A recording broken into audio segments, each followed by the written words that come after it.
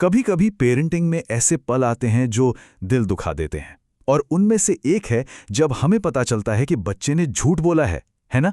पर क्या हो अगर हम इस पूरे मामले को एक बिल्कुल अलग नजरिए से देखें? आज हम इसी बात की तह तक जाएंगे। ये एक ऐसा सवाल है जो बहुत से पेरेंट्स को परेशान करता है। मन में एक डर सा बैठ जाता है कि कहीं बच्चा गलत रास्ते पर तो नहीं जा रहा। लेकिन क्या हो अगर ये जिसे हम झूठ समझ रहे हैं वो असल में कुछ और ही हो। देखिए, सारी प्रॉब्लम की जड़ यहीं पर है। जैसा ये स्लाइड दिखा रही है, हम और हमारा बच्चा एक ही सिचुएशन को दो अलग अलग एंगल से देख रहे हैं। हमारा पूरा फोकस झूठ पर है, जबकि बच्चे का सारा ध्यान इस बात पर है कि सच बोलने का नतीजा क्या होगा, यानी सजा। तो चलिए इसके असली कारण को थोड़ा और समझते हैं।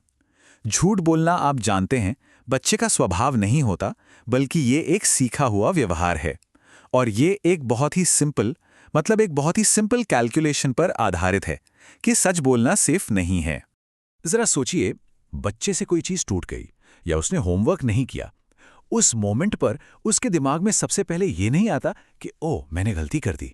नहीं, उसके दिमाग में आता है, अब अगर मैंने सच बताया तो मम्मी पापा गुस्सा करेंगे, डांट पड़ेगी। बस इसी एक पल में वो सच और झूठ के बीच चुन लेता है। तो चलिए इस पूरी सोच को ही बदल देते हैं। हम जिसे झूठ बोलना समझ रहे हैं वो असल में बच्चे का खुद को बचाने का एक तरीका है। ये कोई मॉरल फीलिंग नहीं है, ये एक प्रोटेक्टिव इंस्टिंक्ट है। बच्चे के नजरिए से देखें तो झूठ बोलना कोई बगावत नहीं, बल्कि एक बचाव है। जब उसे लगता है कि सच बोलने से डांट या सजा मिलने वाली है, तो झूठ उसके लिए एक ढाल, एक शील्ड बन जाता है। ये लाइन इस पूरी समझ का, आप कह सकते हैं कि निचोड़ है। बच्चा जानबूझकर हमें धोखा देने की कोशिश नहीं कर रहा होता। वो तो बस आने वाले गुस्से या सजा के डर से खुद को बचा रहा होता है। और यहीं पे हमसे बतौर पेरेंट्स सबसे बड़ी गलती होती है। हम झूठ पर तो फोकस कर लेते हैं, लेकिन उस डर को पूरी तरह नजरअंदाज कर देते हैं जो उस झूठ की असली वजह है। और जब तक हम उस डर को नहीं समझेंगे, झूठ कभी खत्म नहीं होगा। तो फिर इसका हल क्या है? जवाब है अपने तरीके को बदलना। सजा देना या डांटना ये तो प्रॉब्लम को और बढ़ाता है। हमें एक ऐसे रास्ते की जरूरत है जो डर को खत्म करे, बढ़ाए नहीं। ये स्लाइड इस बात को बहुत खूबसूरती से दिखाती है। देखिए, सजा देने से बच्चा ये नहीं सीखता कि गलती करना गलत है, वो सीखता है कि पकड़े जाना गलत है। और नतीजा, वो अगली बार और ज्यादा होशियारी से झूठ बोलता है। वहीं दूसरी तरफ जब हम बात करते हैं तो उसे सही और गलत की समझ आती है। तो सवाल ये उठता है कि हम ऐसा माहौल कैसे बनाएं, ऐसा सेफ स्पेस कैसे क्रिएट करें जहां बच्चे को सच बोलने में डर ही ना लगे।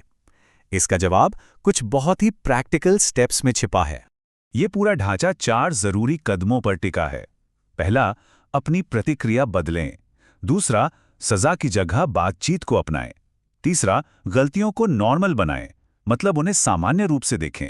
और चौथा, रोजमर्रा की जिंदगी में विश्वास पैदा करें। पहला कदम शायद सबसे मुश्किल है। जब बच्चा सच कबूल करे तो फौरन गुस्सा करने के बजाय बस एक पल रुकें और कहें, ठीक है, गलती हो गई, कोई बात नहीं, चलो मिलकर सोचते हैं कि इसे ठीक कैसे किया जाए।